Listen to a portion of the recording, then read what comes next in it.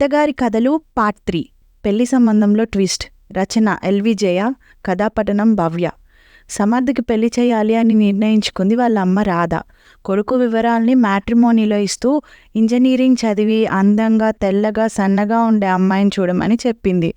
కొడుకు మంచి కాలేజ్లో ఎంబీఏ చేసి ఉద్యోగం చేస్తున్నా ఇంజనీరింగ్ చదవలేదన్న బాధ ఉండిపోయింది రాధకి. వచ్చే కోడలైనా ఇంజనీర్ అయి ఉండాలని అనుకుంది.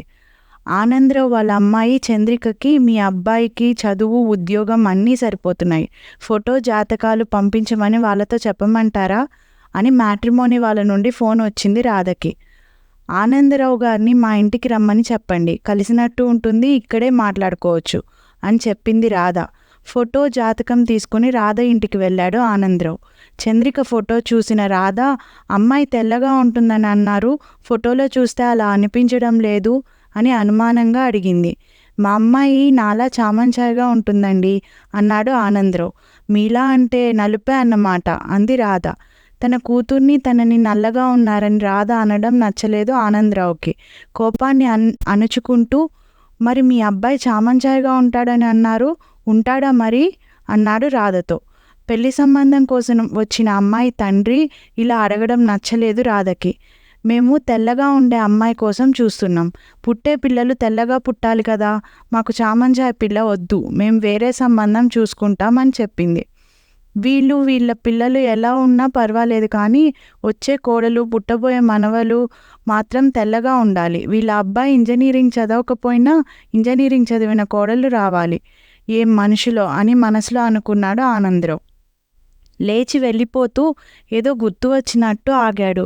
అబ్బాయి ఎంబీఏ చేశాడు, మంచి ఉద్యోగమే చేస్తున్నాడు, ఈవిడ ఆలోచనలు ఎలా ఉన్నా అబ్బాయి మంచివాడేనేమో, ఈ సంబంధం ఎందుకు వదులుకోవడం, జాగృతిని చూడమని చెప్దాం అనుకుని, నా కజిన్ వాళ్ళ అమ్మాయి ఉంది, తెల్లగా ఉంటుంది, ఇంజనీరింగ్ చదివింది, మీరు చూస్తానంటే తన వివరాలు పంపమంటాను అన్నాడు రాధతో. సరేనంది రాధ. ఇది జరుగుతున్న సమయంలో చంద్రిక తనతో పాటు పనిచేస్తున్న ఒక అబ్బాయిని తీసుకుని వచ్చి జాగృతికి పరిచయం చేసింది.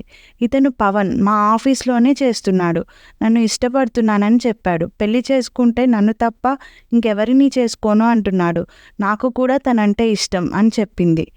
జాగృతి చంద్రిక చెన్నైలో ఉద్యోగం చేస్తున్నారు. చంద్రికకి ఉద్యోగం వచ్చి జాగృతితో పాటు ఉంటూ 6 నెలలు కూడా కాలేదు. అప్పుడే ప్రేమ పెళ్ళి అంటోందేమిటి అని అనుకుంది జాగృతి. పవన్ నీకు ముందు నుండే తెలుసా అని చంద్రికని అడిగింది. లేదు, ఆఫీస్లో జాయిన్ అయ్యాకే పరిచయం అయ్యాడు అంది చంద్రిక. బాబాయ్కి పిన్నికి ఈ విషయం చెప్పావా మరి అని అడిగింది జాగృతి. నాన్నగారికి చెప్పాలంటే భయంగా ఉంది జాగృతి, నువ్వే చెప్పాలి అంది చంద్రిక. నీ విషయం నువ్వు చెప్తేనే బాగుంటుంది చంద్రిక, నువ్వు బాబాయ్తో చెప్తున్నప్పుడు నేను నీతోనే ఉంటాను, చూద్దాం ఏమంటారో అంది జాగృతి. చంద్రిక ప్రేమ విషయం తెలిసి కోపంతో ఊగిపోయాడు ఆనందరావు.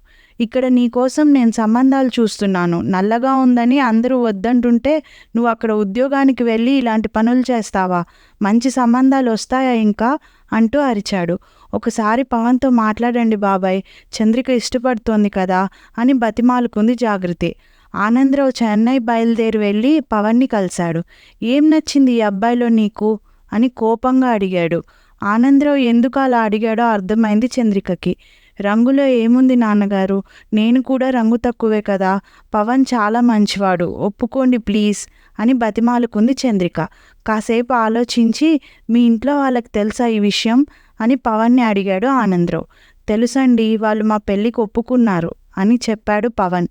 ఏం చదువుకున్నావు నువ్వు, నీ సర్టిఫికేట్స్ అన్నీ తీసుకొచ్చి రేపు నన్ను కలువు, అప్పుడు ఆలోచిస్తాను అని అన్నాడు ఆనందరావు.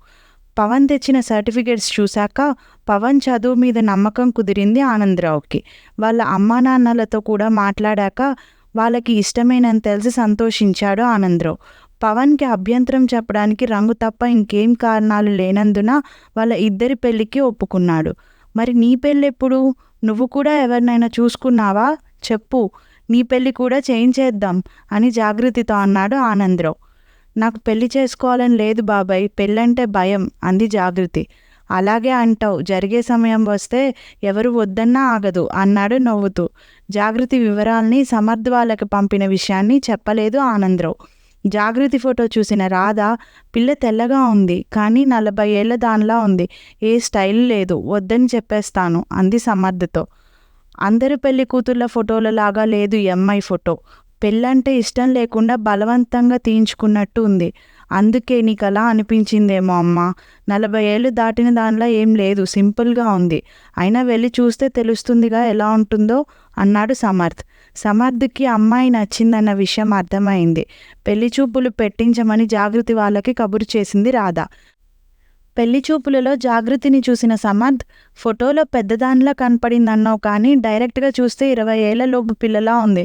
అవునా, నాకు అమ్మాయి నచ్చింది అని చెప్పాడు రాధతో. అందంగా స్టైల్గా ఉండే అమ్మాయి కోడలిగా రావాలి అనుకుంది కానీ ఇంత సింపుల్గా ఉండే అమ్మాయి సమర్థ్కు నచ్చుతుంది అనుకోలేదు రాధ.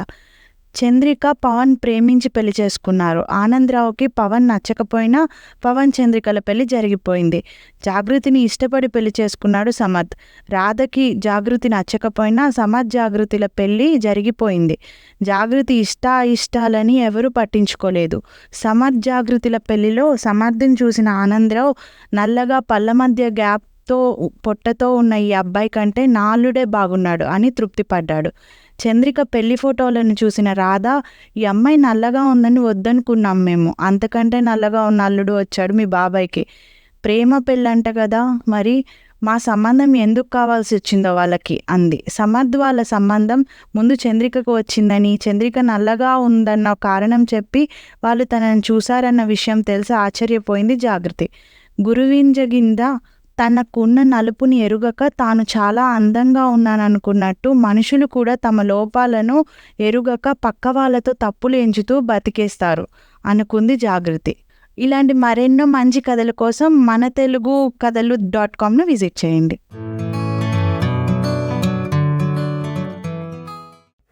మీరు మెచ్చే చక్కటి తెలుగు కథలను స్పష్టమైన ఉచ్చారణతో, వినాలనిపించే గాత్రంతో మనtelugu-kathalu.com వారి యూట్యూబ్ ఛానల్లో పూర్తి ఉచితంగా వినండి, చూడండి. మనtelugu-kathalu.com వారి యూట్యూబ్ ఛానల్ను ఈరోజే ఉచితంగా సబ్స్క్రైబ్ చేయండి. ఎంపిక చేసిన చక్కటి కథలను వీణుల విందుగా వినండి. వందల కొద్దీ మంచి కథలను రచయితల వారీగా పొందుపరిచాము. మరుగున పడుతున్న తెలుగు కథలను మీ ముందుకు తెస్తున్న మా ప్రయత్నానికి సహకరించండి. ధన్యవాదాలు.